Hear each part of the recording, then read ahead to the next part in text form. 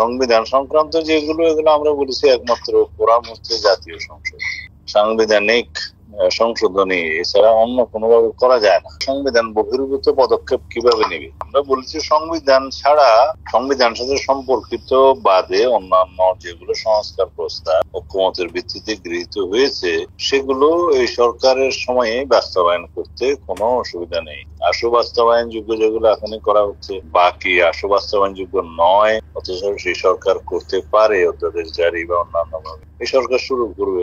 সংবিধান সংক্রান্ত যেগুলো এগুলো আমরা বলেছি একমাত্র পরামর্শ জাতীয় সংসদ এছাড়া অন্যান্য কোনো পদ্ধতি বা সাংবিধানিক আদেশ বা অন্যান্য যে পদ্ধতিগুলো বলা হচ্ছে এগুলো এখনই বাস্তবায়ন যোগ্য নয়, কারণ এগুলোকে যদি জাতীয় সংসদের বাইরে যে কোনো প্রক্রিয়া করা হয় তখন তো এটা অসাংবিধানিক হবে, এটা তো বলবৎযোগ্য হবে না, আদালতে গ্রহণযোগ্য হবে না।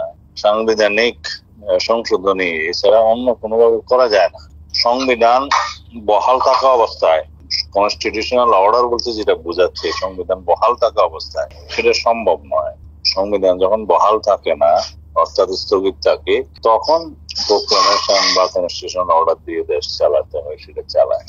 আমাদের সংবিধান বহাল আছে, এই সরকার সাংবিধানিক ভাবে প্রতিষ্ঠিত হয়েছে, সাংবিধানিক ধারাবাহিকতা পূর্ণ হয়নি। সুতরাং ধারাবাহিকতা যদি অক্ষুণ্ণ থাকে সেই জায়গায় সংবিধান বহির্ভূত পদক্ষেপ কিভাবে নেবে, এটা আদালতে কিভাবে বলবৎযোগ্য হবে, এই প্রশ্নগুলো আমরা তুলেছি।